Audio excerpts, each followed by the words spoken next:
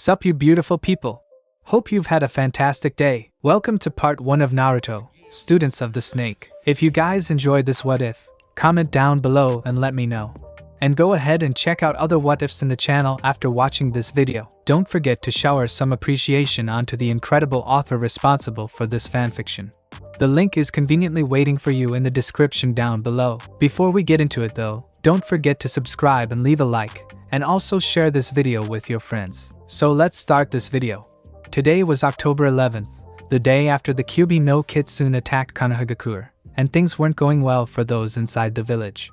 Especially for the formerly retired newly reappointed village leader, Hiruzen Sarutobi, who was sequestered in his regained office with an upset blonde infant boy resting in a basket with a blanket. I can't believe it! Do they really have that little faith in Minato's skill or humanity? Is something wrong, sensei? An almost eerie but not unconcerned voice asked from behind him. Orochimaru, it's good you came by, the elder Hokage said as he opened the window and let his pale student inside, who was dressed as a normal jounin. And yes, something is indeed wrong. But first, do you think you can reach Jiraiya or Tsunade really soon? Orochimaru shook his head. Sorry. You know Jiraiya is too wrapped up in his spy network to just come here all of a sudden. And need I say anything about Tsunade? At least try. Tell them they've got a new responsibility that requires they return here ASAP. The snake Sannin sighed. I can try, but forgive me if I don't have the best confidence in what my teammates will do about it. But before I even try to, tell me what the new responsibility is first. Sarutobi nodded, knowing it would be pointless for Orochimaru to explain something to the others he himself didn't know anything about. Alright. You see that young boy? He pointed to the sleeping infant. Orochimaru nodded.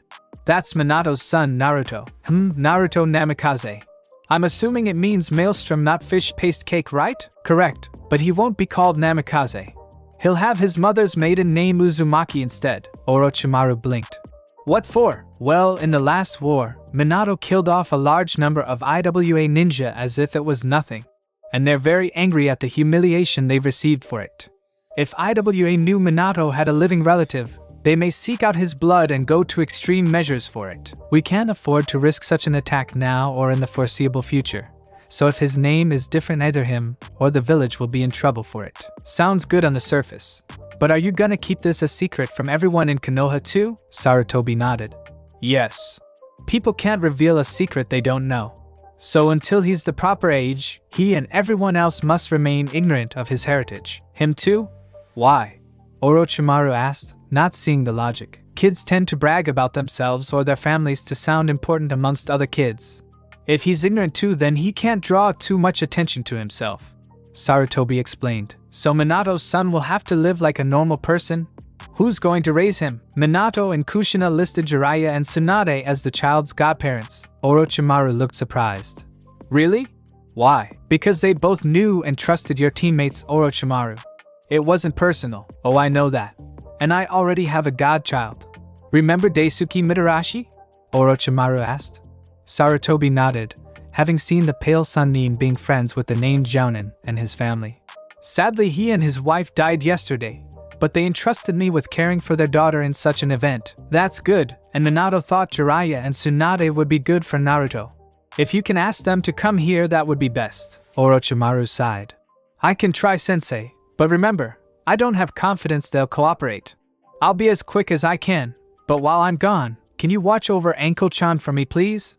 Sarutobi nodded, not seeing a problem with supervising a 6-year-old for a bit. He could make some ninjas watch over her as a D-rank mission if he needed to focus elsewhere. Orochimaru then left the building and then the village to find his teammates.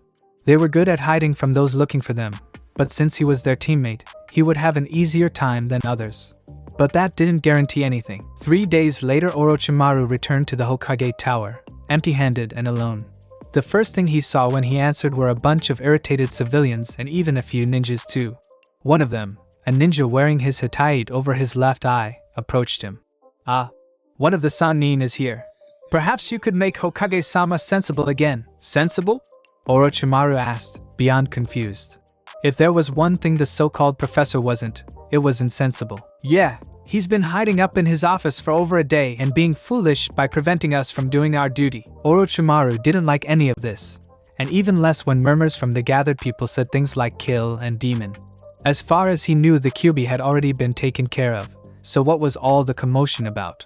He didn't say anything, just walked past them. The group let him pass with pleasure, figuring he was going to take care of the problem himself. Orochimaru stopped in front of the door, well aware there had to be a seal to prevent entry. So he summoned a snake and had it slip into the vents that led into the room. "Come in, Orochimaru. I'm glad you're back," Sarutobi called out after 3 minutes, knowing only one person would gain his attention with a snake that knew not to attack. The seal briefly gave out and Orochimaru entered, closing the door quickly so the seal could reactivate before anyone took the opportunity to barge in. As soon as he entered, a young girl with long loose purple hair barreled into him. "Orokiji-san, thank Kami you're back." She was clearly crying. "What's wrong, Anko-chan?" he asked the sobbing child. He noticed the crib next to the desk and the infant inside was asleep but didn't look comfortable. And now he could see whisker marks on the boy's face. So many bad people were here, trying to hurt the baby. They said so many bad things about him. They tried to hurt me too. Orochimaru's eyes widened and he gave his old teacher a look that said, "Please tell me this is not true." Sarutobi sighed and closing his eyes did nothing to comfort his student. "I'm afraid it's true." Once the council learned what had transpired with Naruto, they ordered his immediate execution. The civilians took the bait almost completely, and even some of the shinobi have too. Why the fuck would they order that? Orochimaru all but shouted, momentarily forgetting he had a child beside him. Well, Minato got rid of the Kyuubi by sealing it away inside Naruto, at the cost of his life. I told them this so they know not to be afraid of a repeat attack by the beast, and that the child should be considered a hero for bearing such a burden. But right away they craved his blood. Apparently they either believe the infant is simply the fox turned into a helpless child, or Minato did this specifically so the child could be killed, thus killing the fox with it. Orochimaru wanted to throw up. Once in a while he had curious thoughts that others could consider vile, but this was barbaric. So the council that has always worked with Minato actually believes that he would wish a newborn to die just to solve a problem, and if not that he was powerful enough to change the great fox demon into a human but not strong enough to actually kill it? With all due respect, sensei, my snakes have eaten things smarter than that. I've tried telling them the same, but they just can't see any other possibility. A few ninja have already tried to kill him at their beckoning, one being Minato's own student, claiming that's what Minato would have done if the demon hadn't killed him. If this keeps up, my hair's going to go gray faster. I've kept him here since then, and Anko-chan's been adamant about protecting him too since she's been here. For the first time, Sarutobi smiled. You should be proud of her. She took a kunai to the shoulder to protect him. Orochimaru looked down at his godchild again, and saw her tenderly touch her right shoulder. With the shirt in the way, he couldn't see the bandage around it, but didn't need to. He bent down and hugged his friend's daughter. Good girl, Anko-chan. And at least you didn't get hurt worse. Orochimaru, any news regarding Jiraiya and Tsunade? Sarutobi asked. The snake Sannin tore himself away from the little girl. Sadly no, sensei. I couldn't locate either. I checked all the nearest hot spring resorts, casinos and bars, but got nothing. I might have searched more, but my gut told me to get back here. And I'm glad I did. Sarutobi took a puff from his pipe. This is bad.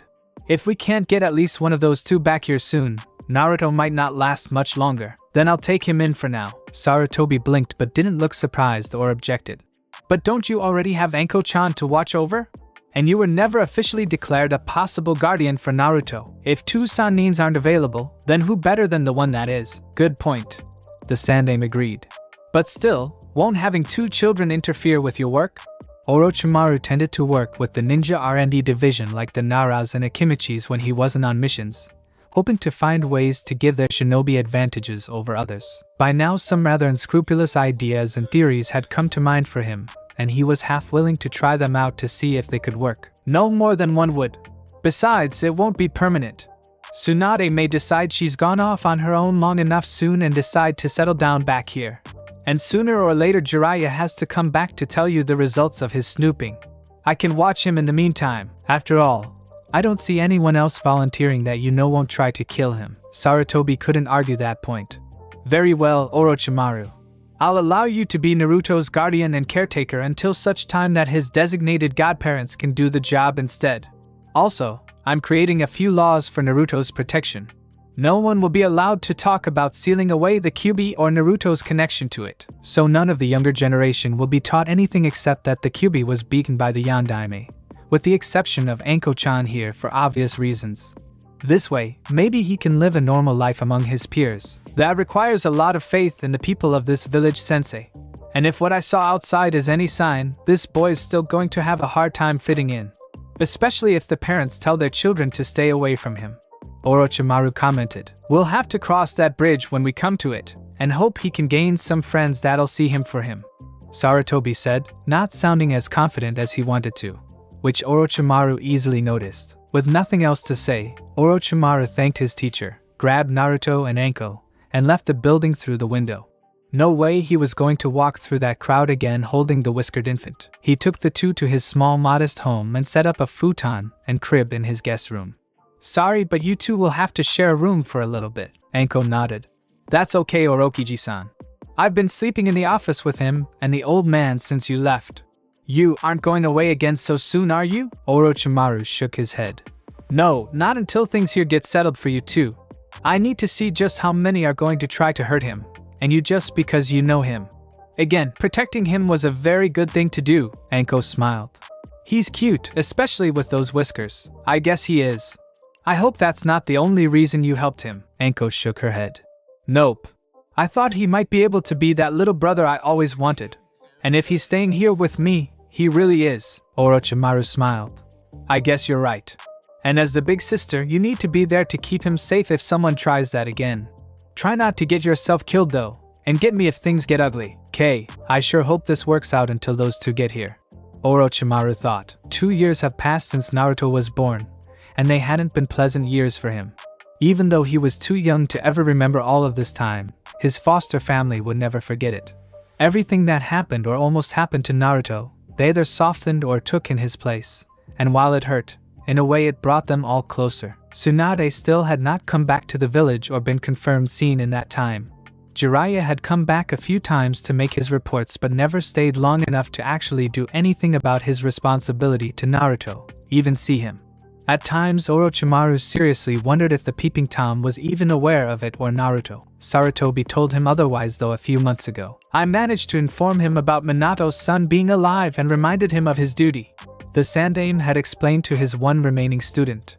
"He says he can't simply stop what he's doing since it would take too long to get restarted once he had free time again, and he's on to something potentially vital to Konoha's safety. He doesn't like this, but feels it's best to just let things stay as they are for now." It wasn't that Orochimaru really minded having to care for Naruto, although the frequent feedings and diaper changes in the beginning had been a hassle. Outside that, he liked the boy. The sheer playful innocence of the child was a welcome change to having to deal with shinobi matters all day long, with people that long ago forgot what innocence was. And the youthful curiosity reminded him why he got into R&D in the first place, to help young ninja improve their chances of returning home alive. Over time the concept of lengthening a ninja's lifespan sounded more tempting, and if he ever figured out a promising way, he might try it out. But now it wouldn't be just for his own benefit. Naruto and Anko both helped the pale Sannin a lot in his personal life. Because of his snake-like appearance and albino-ish complexion, Orochimaru never really had much of a social or romantic life. All of his friends were business friends he occasionally hung out with when off duty, like his teammates or Anko's parents, so he had basically given up on love or having a family of his own long ago. Having Anko and Naruto around filled the void he figured he'd just tolerate for the rest of his life, and in a way he considered them the children he never had.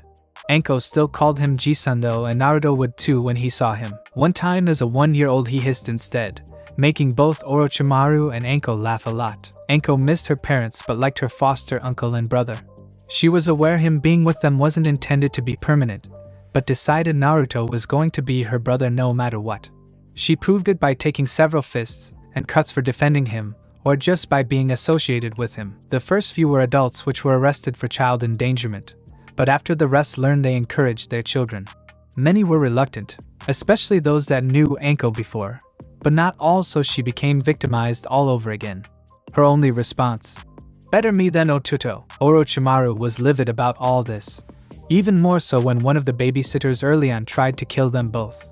Anko had to use a kitchen knife to cut the sitter's Achilles tendon before they could do worse than put a few bruises on them both. The sitter tried to press charges, but since Sarutobi handled the case, the sitter had a restraining order against the residents and occupants since then and community service. After that, he never left them with anyone without a shadow clone or a snake summon nearby. He simply couldn't trust anyone to be near them without him. At the moment, Anko, who was 8 years old now, was practicing out in her house's backyard while Naruto took a nap inside their room. The two still shared a room, which made it easier for her to defend him if anything should happen. Anko was throwing some kunais at human-shaped boards to improve her aim for certain spots, a point Orochimaru told her was vital to perfect for her. After she threw them, her personal summons Kogaiku, which Orochimaru had arranged to be permanently summoned to defend the girl until she was older, would retrieve them for her. Naruto had one too, a snake called Sango that was watching him like a guard dog at the moment. Both snakes were venomous, and could become as large as boas if they had to. The only way to tell them apart was Kogaiku was purple with red spots down her back and Sango was orange with black streaks. Naruto was probably the only toddler in the world that wasn't afraid of a snake. Kogaiku had brought Anko her weapons back when she tensed up.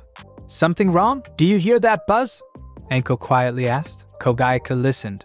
Luckily, as a summons, she had some skills normal snakes didn't, such as being able to hear like humans could rather than just vibrations through the ground. "Yeah, I do. Sounds like bees or something." Soon they both noticed a large swarm of dangerous-sounding small insects flying towards their house and settling around the closed window of the kids' room. They couldn't get in thanks to a few rudimentary seals Orochimaru knew, but they weren't going to stop trying. Anko and Kogaiku almost hid until they saw the bugs weren't after them, just Naruto obviously. Problem was there was nothing either of them could do about it, except one possibility. Kogaiku saw Anko pull out her emergency paper bomb kunai and stopped her before she could use it. "No, don't. It won't get rid of all of them, and you'll just make it easier for them to get inside." "What should I do then?" Before the purple snake could answer, a mysterious person dressed like an Umbu agent came up behind them and knocked Anko out. Kogaiku grew to the size of a python and constricted herself around the intruder, only for him to replace himself with a log. With only one thing left to do, Kogaiku dragged Anko into a safe spot outside the house, got smaller, and darted to Orochimaru's office as fast as she could. Orochimaru, one of the heads of Konoha's R&D department, was going over some proposals for funds to explore researching new ideas and why they were advisable. Many were, but they had to be prioritized first. I've got requests for extra protein supplements to the Akimichis. Well, they may have to use their own funds if possible. This guy wants to see if one can find a way to siphon off another's chakra like a parasite. Handy, but maybe risky. This guy wants to see what would happen if cells from someone with a Kekkei Genkai were introduced into the body of someone without one. I'm intrigued. And this guy, Amachi wants to try new terrain to test possible physical adaptability. Claims to be very promising. Before Orochimaru could make a decision on anything, Kogaiku came in through the air duct. "Orochimaru-sama! Danger at the house!" He took the snake into his hands and shined away without a word. When he showed up in front, he immediately rushed inside and heard hissing coming from the kid's room. He went in to see Naruto sleeping, ignorant of the trouble, but Sango was large and looking outside. Kogaiku left Orochimaru to go check on Anko. "Sango, what happened?" A large swarm of bugs, acting like they were on a mission, tried to get in. And some Umbu knocked Anko-chan out but got away before Kogaiku-sen could punish them. Sounds like an aberrame, but why would they do this? They've never had a problem with us before? Apparently one does. The orange snake stated hastily. Orochimaru frowned. "I'm bringing this up to the Hokage." Sarutobi knew what to expect when his pale student entered his office. "Well, what happened now, Orochimaru? Sensei, things are getting out of hand. The clans are now starting to act out against Naruto. They've kept their distance, probably to avoid offending me, but now a confirmed attack from an aberrame shows this situation isn't getting better." "A confirmed attack? How many ninjas use insect swarms?" Orochimaru sarcastically asked. "I see," the Sandame responded. "But can you confirm the individual?" "No, I cannot. But I know this won't be the last time. Sensei, I know you've done what you can for the boy, but I'm seriously reconsidering whether or not this is the best environment for him. For either of them." Sarutobi blinked. "Orochimaru, that can't be done. It's not safe for them out there. It's not safe for them in here either. If anything, it's worse." Orochimaru shouted angrily. "You've put in so much effort to keep Naruto from having enemies outside the village, but you keep forgetting he has them inside it too." "I forget nothing, Orochimaru," Sarutobi countered sternly. I am not oblivious to the torment that has been going on at your household. Have you forgotten that all those arrested have suffered for their crimes? You have helped, but those not arrested just find new ways to hurt them, usually through their own children. Are you aware that none of the parents will let their kids play with Anko-chan anymore? Just because she's the demon's sister? She used to have a whole network of friends. Now I can count the number of kids that still dare to talk to her on one hand. And do you honestly think Naruto will be in a better situation when he's older? Does this sound like a healthy environment for them? No, but I can't very well tell parents how to raise their children nor the children to disobey their parents. Orochimaru folded his arms. Not only that, but many of the merchants are trying things too. Anko-chan can barely buy anything unless I'm right there with her since they won't dare overcharge or deny me. And I know the situation won't be any different when Naruto's older. You think it's good for them to be in a town that denies them fair prices or maybe the right to shop even if they can pay? Sarutobi didn't answer, mostly because he knew his student had more to say. Sensei, I've gone to a lot of trouble to ensure the safety of those two. I even have snakes around them 24/7, and I could only do that by giving Manda 4 living sacrifices, which I got thanks to your order. Sarutobi nodded in recollection. For Umbu were found guilty of trying to murder the 2 children by arson, and he allowed Orochimaru to execute the punishment. While brutal, at least some good came out of it in the form of snake guardians. Sensei, I'm seriously considering that this is not the best place for them to live. Orochimaru, your concern is admirable. Sarutobi started. Spare me the bullshit, Sensei. I know you're going to try to convince me they're better off here. Give me one good reason why I should let them stay here any longer rather than just take them away. Simple. Sarutobi stated. Minato sacrificed his life so his son could protect this village. If you take him away from it, it will make his sacrifice meaningless. If the villagers keep trying to kill him, it'll have the same results. Orochimaru countered. If Minato could speak to you right now, what would he say? I don't know. Maybe he'd agree with you, maybe he wouldn't. The council and citizens here have been trying to speak for Minato so much since his death I'm almost afraid to now. But consider this, Orochimaru, you're only the acting guardian of Naruto. Jiraiya and Tsunade are still the ones with majority say regarding his whereabouts, and Jiraiya thinks that Shut the fuck up, Sensei. Now Orochimaru looked pissed. How can you possibly have the nerve to say that? You actually expect me to believe that Jiraiya's opinion of Naruto's well-being outclasses mine? The one who has actually been raising the boy for the past 2 years. The man hasn't even seen Naruto in that time, and he's the one who knows best? He's not the one who's taken hits for the boy, nor has he fed or clothed or sheltered him. Hell, Sensei, you know as well as I do Anko-chan and I are the only ones who have any real claim to be the boy's family. Well, I can't argue that, but still, give the village another chance for the children to fit into. For my sake if nothing else. Orochimaru sighed. Fine, Sensei, I'll try to tolerate this a little more. But if nothing changes for the better, I will do something about it, with your permission or not. Sarutobi slowly nodded in acceptance. Very well. Tell them hi for me. Orochimaru nodded and then poofed away, revealing he had been a shadow clone the whole time. Guess he's getting even more protective of them both. Does that make him a mother hen snake? So no luck? Danzo asked from within his secret chamber. Sorry, Danzo-sama, but the residence is better guarded than previously anticipated. Torian Albarame, a bug-wielding member of Root, answered. Damn, I figured that a Sannin would make sure his abode would be secure, but apparently he did better than I thought. Danzo mumbled in his head. But I want that tool. If I can't get it by force, maybe I'd have to try a different approach. A few days later, without attacks, Orochimaru had a visitor come to him at his office. Danzo-san, what brings you here today? Orochimaru had always tried to be civil to the crippled council member, mainly because the Warhawk had always supported the R&D department to improve shinobi abilities. But that didn't mean Orochimaru trusted him. After all, this guy had been the only member of the civilian council to not order Naruto's death, and Orochimaru did not believe the man was just being compassionate back then. Well, Orochimaru, I have a proposition for you. You see, I've heard from a colleague of mine that you're experimenting on the introduction of Kekkei Genkai into new hosts. And I've come AC-. Hold on a second. Orochimaru interrupted. A colleague told you? I haven't discussed that with anyone and I haven't even approved the start of the experiment. My source must have been the researcher to submit the request then. I was under the impression that it had already been approved. Danzo calmly answered. Orochimaru narrowed his eyes. What goes on here isn't meant to be discussed with those outside to keep our secrets safe. You of all people, Danzo, should know the value of keeping secrets. You have no idea how right you are. Danzo quickly thought. Well, back to what I was saying. I had chanced upon some stored DNA of the Shodai Hokage. And as you know, your teammate Tsunade Senju is the last known of that bloodline, and it's dormant in females. And she's also reached the age where conception is almost impossible, if not already impossible. A very useful Kekkei Genkai for us could be lost forever, unless we seek a new means to keep it going. Orochimaru thought it over.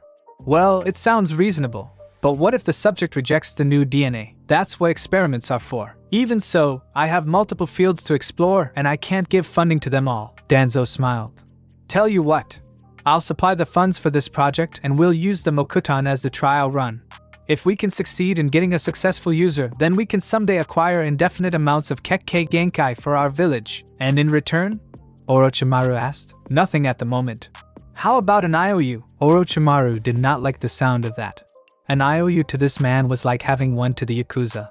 But the idea he was proposing sounded enticing. Alright, we'll go forward with it. You'll have to supply us with about 3 million ryo up front though, and your IOU must be within reason. Danzo smiled like he got away with murder. Pleasure doing business with you, Orochimaru-san. Let's hope for the best. Another year went by and things sort of stabilized for the Orochi household. Attacks lessened but did not stop, and the civilians resorted to angry glares when they saw Naruto and Anko. Orochimaru had made it clear that any attacks would be returned just as badly to the attackers by himself personally, and Sarutobi said he had the rights to. Anko lost more and more friends because of their parents' prejudices or peer pressure, so now she was down to 2.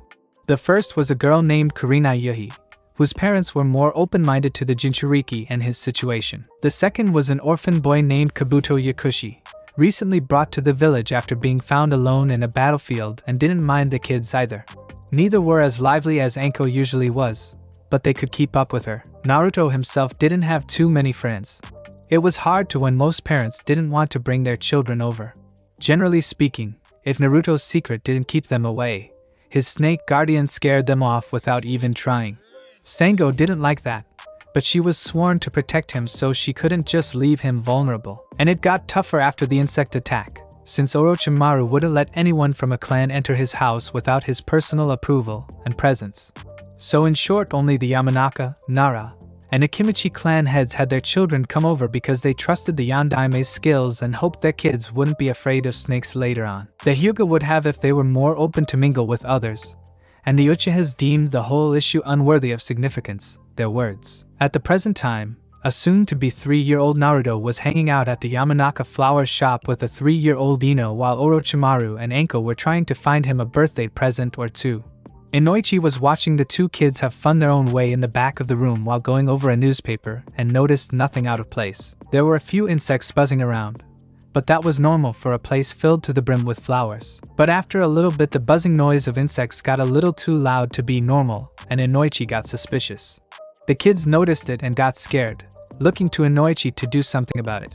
He looked around sharply but saw nothing suspicious, but went for the cabinet and grabbed the pesticide to be sure. A large black swarm of insects massed together through the open windows and entered the unsealed building. Ino screamed and ran for her father. Naruto tried to as well, but the insects swiftly covered his body and started attacking him. He screamed and tried to swat them all off, but fell to the floor and his movements slowed. Sango could do nothing but watch and hate herself for it. Something's not right. Those aren't normal Aburame insects. Those just eat chakra, not sting and bite. These things are actually wounding Naruto, Inoichi thought, as horrified as he and his daughter looked. Ino tried to help swat them off, but her father grabbed her hand. No, don't. Those bugs will hurt you too. Use the spray too-chan, Ino pleaded. I can't now. Naruto would get poisoned too. Naruto screamed again, and his body glowed a faint red. The insects backed off a bit but didn't leave his body or stop entirely. Unable to take the pain anymore, Naruto did the one thing any child in his situation would do. He ran. He didn't know where he was going or what he'd do when he got there, but he had to just run. The Yamanakas followed. Think he might like this, Ji-san? Anko asked as she pointed to a play sword on display in a window. Orochimaru was about to answer, but any answer died on his tongue when he heard a familiar scream down the street. Enko heard it too and lost interest in the question entirely. Both looked down the street in hopes they were wrong. They saw a young child running around with a swarm of bugs clinging to him. A few passerby would try to beat the bugs off him, but they moved off on their own just enough to reveal who the child was. Once people saw, they either looked the other way, or kept beating him for a different reason. Orochimaru, Enko, and Kogaiku rushed to help him. They were a little relieved when an Umbu agent dropped by the boy and did a fireball jutsu. The bugs fled off the boy, leaving Naruto to take the brunt of the attack. Orochimaru and Enko were horrified by this, and even more so to see the Umbu didn't look repentant, or even tempted to put out the flame. Although Orochimaru saw that last part more than Enko did, Orochimaru used a gentle wind jutsu to put out the flame while Enko yelled at the Umbu, crying in anger. "You jerk! You missed! That depends on where I was aiming," Enko gasped and then began hitting the masked ninja's legs, to which he reacted by kicking her off. She was undaunted by this and tried to attack again, but he simply left the area, seeing no reason to stick around anymore. But not before Kogaiku managed to give him a painful bite on his right calf. Before the insects could attack again, Orochimaru used a fire jutsu on them as intended and they were completely incinerated. He looked at Naruto and was very pissed, but not at Naruto of course. The blonde boy had second-degree burns almost all over his arms and face, with the clothed areas only bearing first-degree burns, and was breathing heavily. "Ototo? Is he going to be okay, Ji-san?" Enko asked tearily, on the verge of hysteria. Orochimaru carefully picked him up. "He will be. I know how to best help him. Enko-chan, get on my back. Kogaiku, go get Sango." The purple snake nodded and darted away while Enko got a hold of the snake Sanin's shoulders. He then darted off to a safe place for them all. Some civilians started to wonder if maybe the one Sanin still in town had been pushed too far. "That's it. I've had enough of this. Minato must be rolling around in his grave," Orochimaru angrily thought as he entered his house and placed Naruto down on the couch. The Kyuubi's chakra was already healing the young boy, and fortunately for him, he was unconscious by now. The two snakes entered the house a few moments later and got by the couch too. Enko, with tear-streaked cheeks and red eyes, hovered over her brother figure like a watchdog. "Ji-san, what's gonna happen to him?" "He'll be fine, Enko-chan. He's already healing and should be as good as new by tonight." "What should we do about that bastard that burned him?" Enko asked, sounding a little more angry now. Orochimaru never bothered to enforce appropriate language for the kids since they heard offensive things almost daily anyway. "We'll see to him. And also whoever sent those bugs at him. That wasn't natural either. But first, I've got something bigger in mind." Enko blinked. "Like what, Ji-san? This has gone on for far too long. Sarutobi-sensei can't bargain his way out of this. I'm going to make sure this stops once and for all." The snake Sanin stated with hostility and venom, and maybe a little glee at the last idea. Enko smiled. "Can I help?" "Absolutely. But we have to act tonight, and you can't tell a soul," he told her, to which she nodded. "Good, now go pack up everything you have. We're going on a little trip." "How long?" "Long enough." Enko looked worried about having to maybe leave her home and remaining friends for who knows how long. But after looking at Naruto one more time, she knew it was a matter of time before that happened to her too. And Orochimaru had never led her wrong before. "I'll be ready in a jiffy," she told him before heading for her room. "It won't be that easy, Master Orochimaru," Kogaiku commented. "Oh, I know that. That's why I'm going to put on a big show for Konoha and do a little damage too," the pale Sanin replied. "Like what?" Sango asked. "Well, let's just say Konoha will learn what happens when you try to corner a viper," he told them with a sinister chuckle.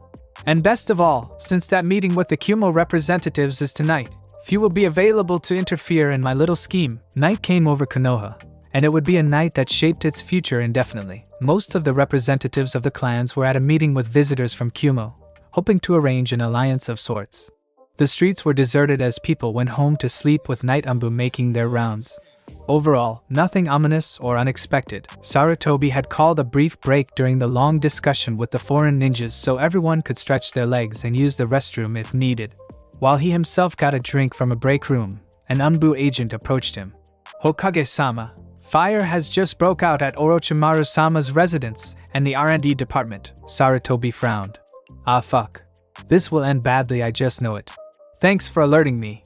Tell my advisors and the clan heads I'm going to personally check this matter out, and no decisions are to be confirmed without my presence. Hopefully this won't take too long." The old man then got into his combat out form and headed for Orochimaru's house, hoping to settle his student before he acted rash. Not that it wouldn't be uncalled for, he admitted. Sarutobi arrived at the Orochi household to see it burning to the ground. The Umbu that arrived with him began immediately putting it out with water jutsus. Once the fire was gone, they salvaged through the wreckage for any bodies. Sarutobi prayed they wouldn't find any. One of the Umbu captains came close to the elderly Hokage. Hokage-sama, there is little you can do here. Perhaps it would be more beneficial for you to investigate the other arson incident. So this is a confirmed arson? Sarutobi asked. Not that he doubted it, of course. Most likely, sir. Orochimaru-sama was a very skilled ninja, so this being just an accident is highly unlikely. My guess is someone with a few matches or something decided to act against the occupants and caught them off guard. Sarutobi nodded, having come to the same conclusion. I'm sorry for everything, Orochimaru, Anko, Naruto. At least you're out of your misery now. He sighed, then thought of something else. Wait, if this was just a stroke of luck, it would be too much of a coincidence for Orochimaru's lab to be struck at the same time.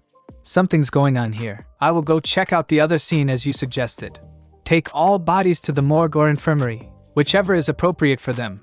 Sarutobi told the Umbu captain before heading off for the R&D building. Said Umbu returned to work with the others going through the wreckage. Find anything? No confirmed deaths yet, sir. A weasel-masked Umbu told him. Good. Let's hope it stays that way, or Hokage-sama will not be happy. When Sarutobi made it to the burning wing of the building, he didn't know what he expected to find. But he definitely didn't expect to find Orochimaru standing in the flames crying while all his work burned to ashes. Orochimaru, what is the meaning of this? Did you do this? The snake Sannin slowly turned to look at his mentor, eyes watering but as cold and hard as steel. No, sensei, I have done nothing. It's Konoha that has done all this. And maybe you by passive association too, but I won't hold you to it. What are you talking about? I should have done what I thought was best long ago. Your pleas be damned. But because I felt I owed you, I stayed and kept Naruto here. And now he's gone. Sarutobi paled. You don't mean? Orochimaru nodded. Another attack, this time a successful one. Asked the Yamanakas. They saw it too.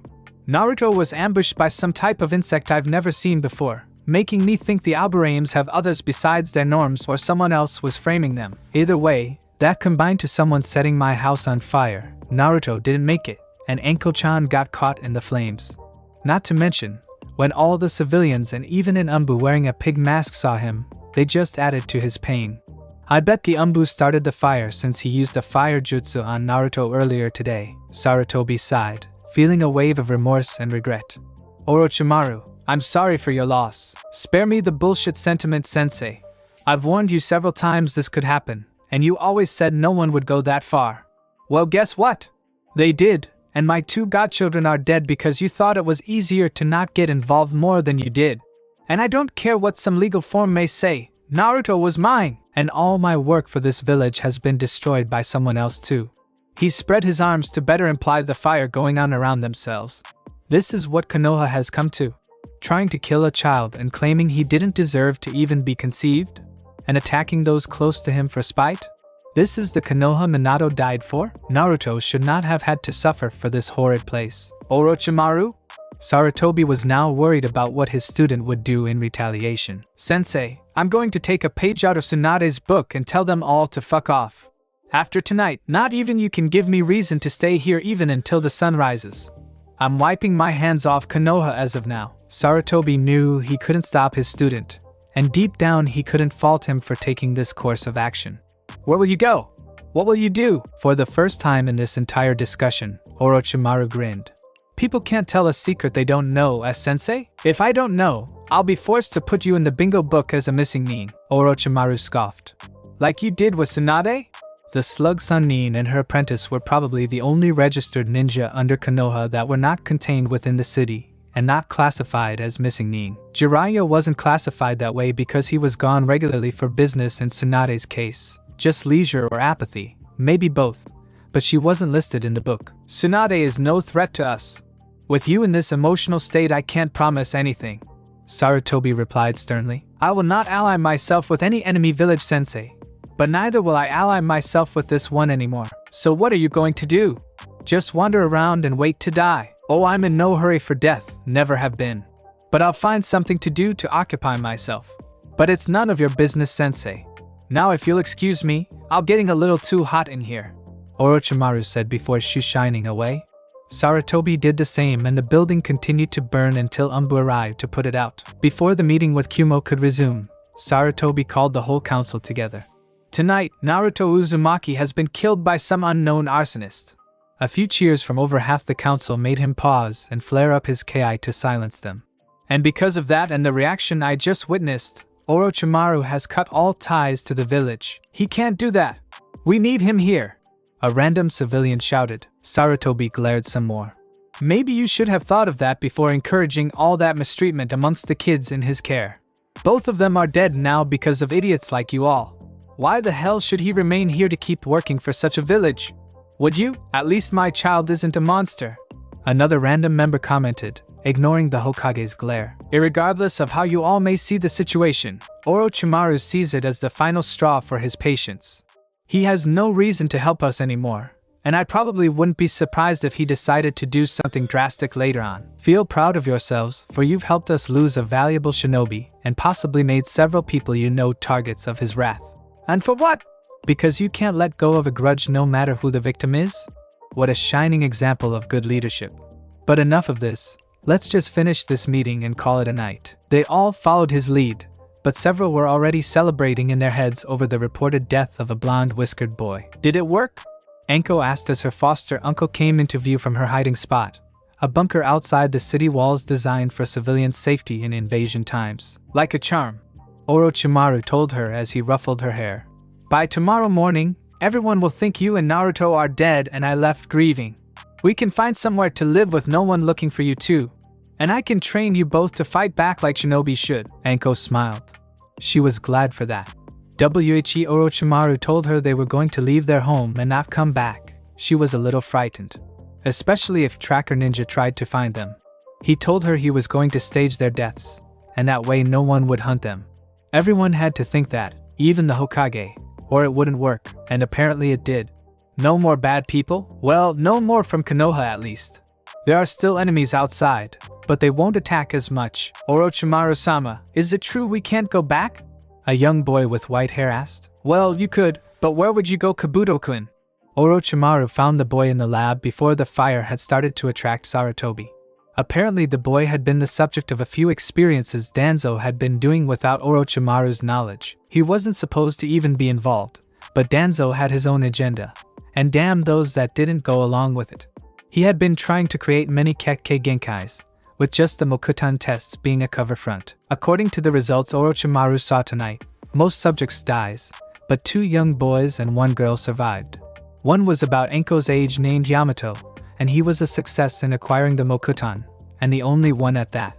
Kabuto had been the second boy and the subject of better-than-normal healing experiments, and they seemed to work too. The girl had been Kurenai, who had not been tested on yet, but had been selected since she was Anko's friend.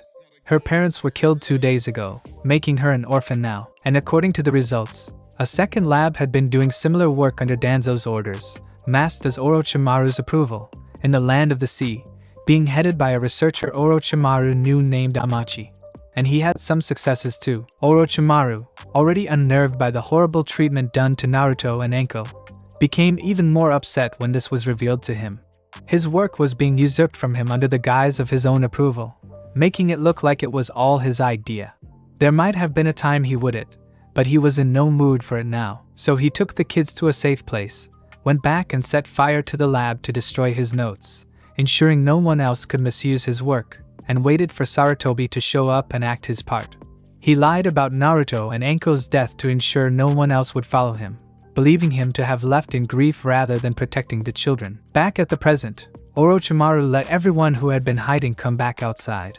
If you want to go back, Kabuto-kun, you can, as long as you swear not to say a word about tonight. Same for you, Kurenai-chan. The bespectacled boy sighed wearily. No, that's alright, Orochimaru-sama. I don't have any family there, so what do I have to go back to? Kurenai tearily nodded. Yeah, me too. Where will we go? Anko asked. Kogaika settled on her shoulders to hear this while Sango did the same with Naruto. Yamato looked at the snakes wide-eyed, afraid they would bite. First, we're going to settle some business in Land of the Sea with someone misusing my work. And then we'll go somewhere I know no one we can't trust will find us there. Where? Naruto asked. I'll tell you later. Not a good idea to say too much near here, and we should get out of here, Orochimaru answered. With no other words, he picked up Naruto and placed him on his back. Kogayaku got larger and let Anko and Kurenai ride her, with Sango doing the same for Kabuto and Yamato. They started running or slithering away from Konoha, not sure when or if they'd ever see that village again. Orochimaru also created several shadow clones and had them run in several directions with extra summoned snakes to tag along, making it that much harder for anyone to find them. An hour later the kids had fallen asleep, and everyone on the move slowed down a little to not disturb them too much. Kogayaku stopped completely though, and turned her head around. Orochimaru, I smell someone coming up from behind. The pale Sannin placed Naruto on Sango's back, getting ready to fight. He went off to get rid of this potential threat, only to find a Kumo-nin running towards Land of Lightning. He would have done nothing about it, except he saw the burlap bag the Kumo-nin carried with something moving inside it trying to get out. Remembering the meeting that had been going on, he suspected something foul and intercepted the ninja. That had better not be what I think you have in there. None of your business, freak, the Kumo ninja told him bitterly. Orochimaru pulled out Kusanagi and stabbed the man before he could get away. He then took the bag and opened it to find a bruised and crying little girl with white eyes. So, did you decide on your own to kidnap a child, or were you ordered to? Fuck you, the Kumo-nin answered, coughing up some blood. Orochimaru kicked his head, snapping his neck, then held the crying hurt girl. Don't worry, you're safe now. I'm Orochimaru. What's your name? Hi. Hinata. Well, Hinata-chan, want me to have someone take you home? He asked, and got worried when she looked even more frightened and shook her head no fiercely. Why? What's wrong? Everyone there is bad. Oka-san was good, but now gone. Everyone else hate me. Don't want to go back. Please don't make me. She broke down after that and wept into his chest. Orochimaru then noticed that some of the bruises weren't as fresh as others, meaning she had been hurt before the kidnapping. I can't believe it. It sounds like some of the Hyuga like to beat up their own rather than just Naruto. That place keeps getting worse and worse. He calmed himself before he spoke to avoid upsetting Hinata. Don't worry, you'll stay with us in the meantime. We're going to find a home where bad things like that don't happen to kids like you. She gasped and hugged him. Thank you, no sweat. Now get some rest and we can get out of here, far away from Konoha. He then looked at the dead Kumo shinobi. But first, a little something for whoever told him to do this. When the dead Kumo-nin was found a few days later, it looked like a rock slide had happened and crushed him. The wound from a blade looked to be done by accident in the fall. Hinata's body couldn't be found, but the bag was found snagged on a branch in a river downstream, implying her body was lost at sea. And since the death appeared to be an act of kami rather than caused by Konoha, Kumo couldn't make a demand for a Hyuga death, sparing Hizashi. The Hyugas were grateful, but spared no time or effort to confirm Hinata's death. Thanks for listening. I do hope you enjoyed it. If you want the next part of this video, like, subscribe and comment down below and turn on the bell notification. And also check out other videos that I have created and enjoy. See you in the next video. Peace.